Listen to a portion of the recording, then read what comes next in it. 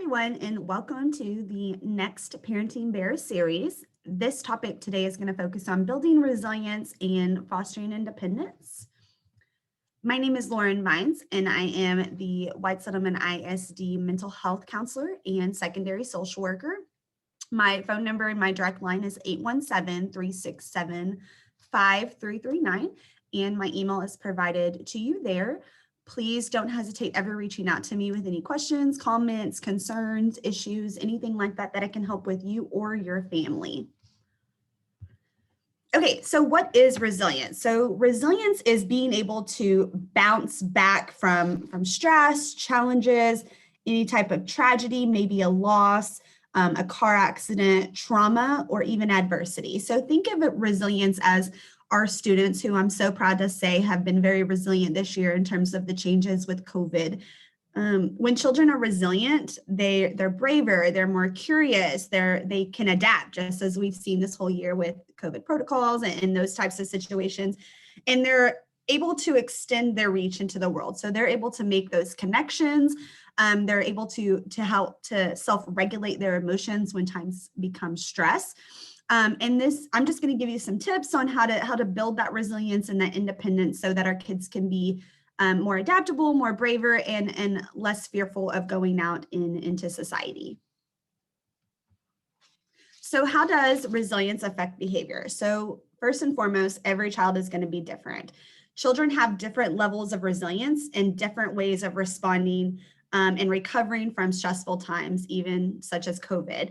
They'll have different ways of showing their emotions when demands are being put upon them and outweigh their capacity to cope. So every child is going to be able to cope with something different. Same with trauma. So trauma is very subjective. So what may be trauma for me is not going to be trauma for you, or what may be trauma for your child, it may not be trauma for another one. Children who have resilience or lack thereof might become emotional. They might withdraw. They could become very defiant. So we have some behavioral issues, the lack of respect for authority and the ability to listen. They become angry and even resentful. So even the most resilient kiddos and adults, for that matter, have days where it becomes just too much. So low resilience will likely drive certain patterns of negative behavior more often. So the more that we can promote this resilience and the ability to self-regulate our emotions and cope with our stressful times, the less likely that negative behaviors are going to be exhibited. So here are your tips for developing resilience in your child. And again, these are short tips. And if you have any questions, please don't hesitate reaching out to me. I'm always available to answer any questions. My goal is to really help families be successful and communicate effectively. So I'm always here. So number one, first and foremost, we always know this, relationships. So research suggests that students who are able to develop at least one supportive relationship in their life will have the capacity to develop those vital coping skills that we want our kids to have. The presence of a responsive adult can help to reverse those psychological changes that are activated by stress. So if we have a parent who has a bond and a relationship with their student, when that student becomes overwhelmed or stressful, they're going to run to that parent, and that parent is going to help them regulate those emotions, whether that be deep breathing, whether that just be holding and comforting, and those types of things.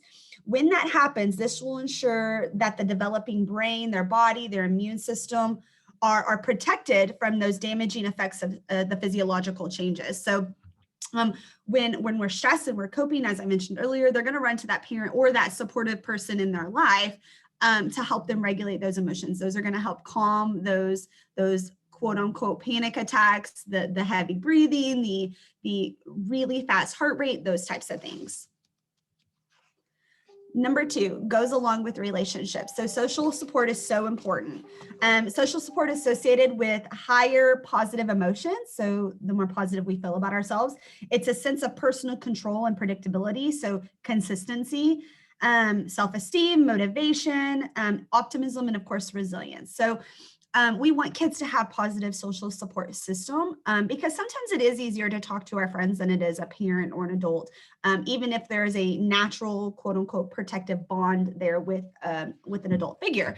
And so when we have a positive social support system, of course, our self-esteem is going to highly increase. And we see that more in females. And so, as I work in the secondary level and in middle school, high school, I will say that self-esteem is a big issue with, reasonings behind depression and anxiety and those types of things. So the more friends or the most social support that we're getting our kids out there, the higher their self-esteem is going to be. And I think that's imperative in terms of helping with mental health related issues.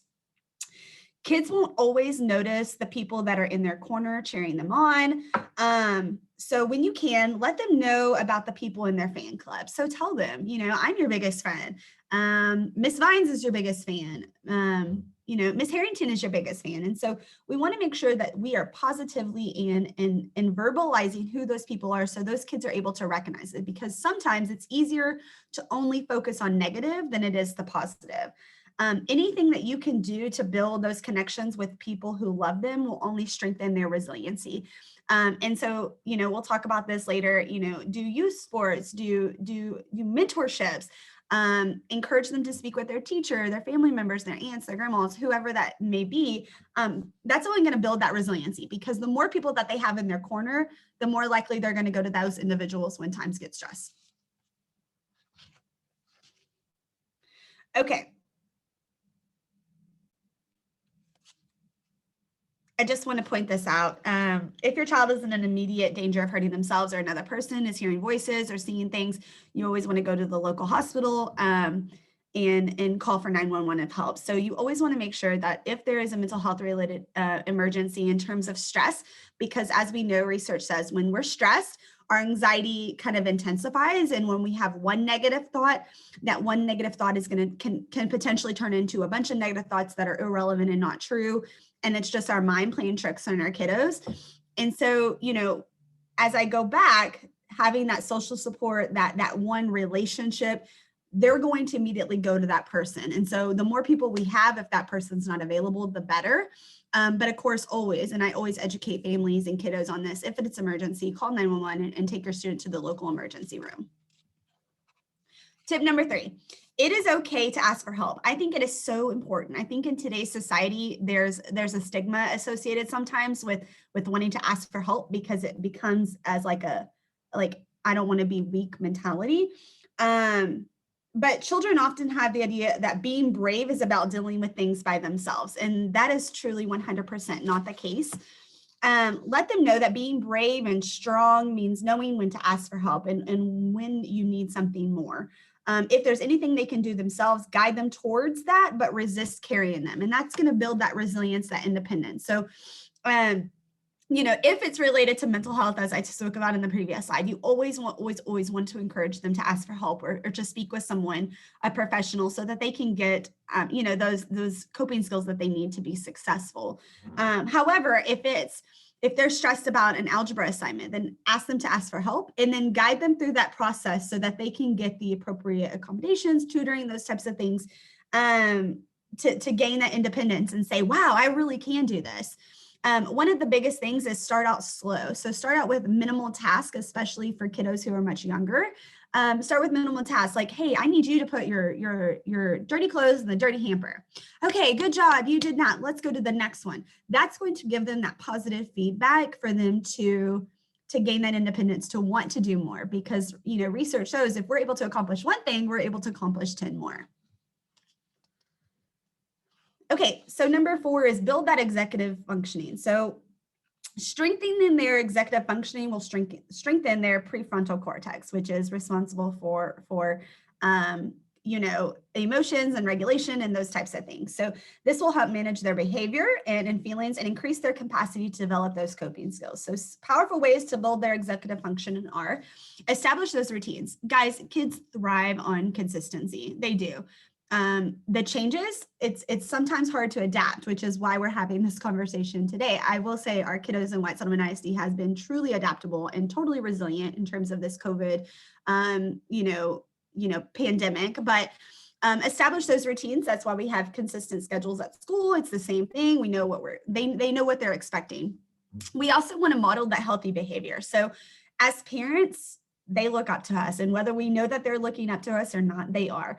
And so model that healthy behavior and how to cope with stress, because we as adults get stressed. There's no book that says how to be a great parent. So there are times where we become stressed. So model that behavior, and how we regulate our emotions and how we cope will be hugely beneficial to them.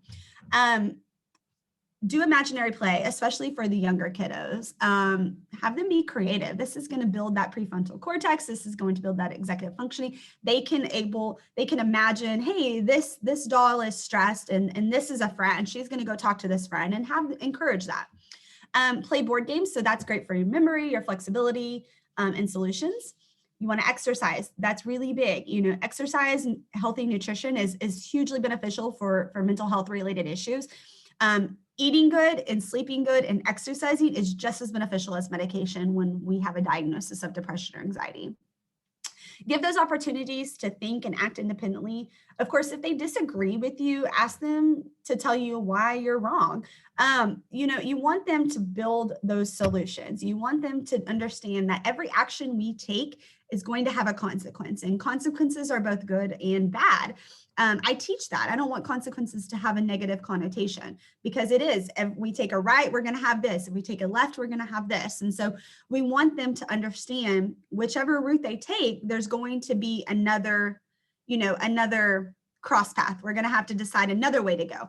And so if they're disagreeing with you, especially as a teenager, have that open conversation about, hey, why do you feel this way? And I'll tell you why I feel this way. Provide them the opportunities to make their own decisions. I know this is easier said than done, especially for your older kids. But for the elementary side, allow them to make their own decisions, and help them understand that if they make this decision, this is the consequence that's going to rise. It kind of just all follows each other in kind of like a pattern. So number 5, you want to practice mindfulness. And so I provided you this link. We have a virtual calming room on the WSISD website. It has YouTube videos. It has activities that you can do that will help you self-regulate your emotions. Please feel free at any point to take your student to this website. And this is the link. And practice those YouTube videos. It has videos on deep breathing, has videos on yoga, has coloring, puzzles, books. We have everything you need to help kids learn healthy, effective coping skills. Tip number 6, build feelings and confidence. So nurture that feeling in them. The one that reminds them that they can do those hard things. You'll be doing this every time you acknowledge their strengths, the brave things that they do, and their effort when they do something difficult, when you encourage them to make their own decisions. So here's an example of building those feelings and confidence. You're a superstar when it comes to trying hard things. You've got what it takes. Keep going. You'll get there. I am really big on positive affirmations and positive feedback. I teach this to the kiddos that I work with. What are 3 strengths that you love in yourself? And let's practice saying those every single day. Because as it's human nature. It's human nature to focus on negative versus positive. And so we want them to be able to identify those positive strengths and what they love about themselves. And the more that we say it, the easier it becomes. So something I do with my daughter, and those of you who have joined us before have heard me say this, we call them our sentences. So every morning on the way to school, I say, hey, let's hear your sentences. I'm beautiful, I'm smart, I'm loved, and today is going to be a good day. And I'll follow up with, are you absolutely beautiful? Are you absolutely smart? Are you absolutely loved? Are you absolutely going to have a good day? And that's just a routine that we have, again, that consistency to give those positive affirmations so that she knows that whatever happens throughout the day, she's still loved, she's still beautiful, she's still smart, and today is still going to be a good day. Tip number 7, nurture optimism. So optimism can be found as one of the key components of resilient people. The brain can be rewired to be more optimistic through the experiences it's exposed to. So if you have a child who tends to look at the glass half empty versus half full, show them the different view. So one of an example I can tell you is it's disappointing when it rains on sports days, isn't it? So for those of you who have kiddos and youth and peewee, it's awful when it rains and we can't go to a game. So let's make the most of this. What's something that we can do on a rainy day that we probably wouldn't do if it was sunny? The idea is to focus on what is left rather than what has been lost. And so that's giving them that optimistic point of view of, yeah, today is not the greatest day, but I'm going to make the best of it. And we're going to do this instead. And it's going to be just as much fun.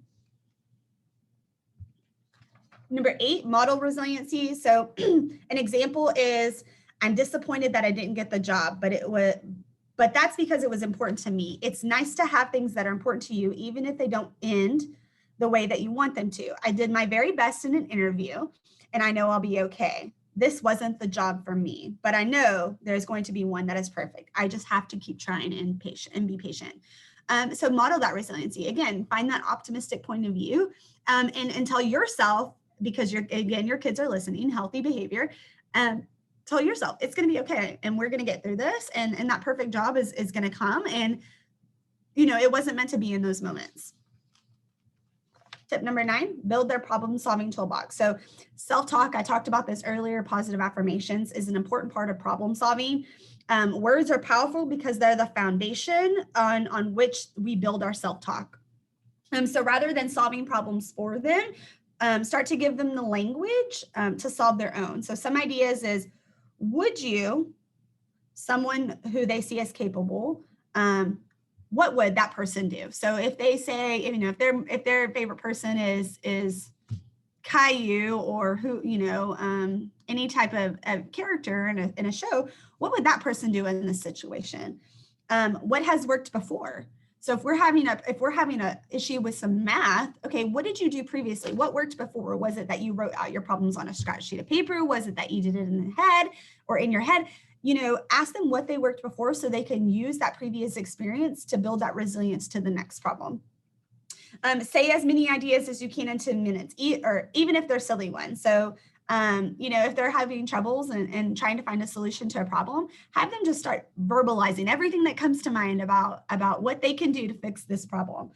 And then more importantly, especially for kiddos that struggle with school, ask them, how can we break this big problem into little pieces? So what do we need to do? What's the first step?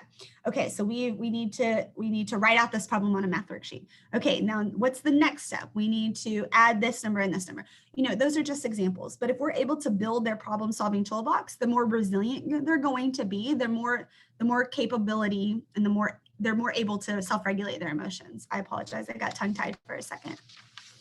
And then tip number 10, above all else, let them know that you love them unconditionally. This will give them a solid foundation to come back to the world when they start to feel, better, and when things get crazy and wobbly, they know that they have love and that they're supported. Eventually that they'll learn that they'll be able, that solid foundation to themselves is more importantly to love themselves. And so a big part of resilience is helping their belief in themselves. Again, positive self-talk, model healthy behavior, consistency. It's the best thing that they'll ever do is to believe in themselves. That is huge. If you believe in yourself, the less likely you're going to have mental health related issues. And I think that's so very important in today's society with mental health increasing. Okay, so I always do this every presentation that I provide you guys with some resources. So I don't know if you know, but earlier this week, Cook Children's posted a, hopefully you can see all this, posted a resource. They had the 40 something suicide attempts in the month of March. And so I think it's very important that we're addressing and know that there is mental health concerns in today's society, especially among youth. And so I wanted to provide you this resource. If you have anything, if you ever need anything, make sure you call those individuals, or you can call myself and I can help with the referral as well. Lastly, stay connected and ask those questions. It's important to have that relationship with your student's school and their teachers. So visit WSISD.com, their Twitter, Facebook. Make sure your email and your phone numbers are correct in Skyward so that you can receive those Sky Alert and school status messages. It's important to have that open communication because that's going to help our children succeed. Again, I know resilience isn't the easiest topic to kind of provide that education, but I will say that our students here at WSISD have been really resilient in making sure that we all adapt to the pandemic and our families and those types of things. But please don't ever hesitate reaching out to me. I provided you my phone number in the first slide. I can help you with resources or anything like that. And again, we're always here to help you. If you have any questions, comments, concerns, just reach out. Thanks so much, and I hope you have a great day.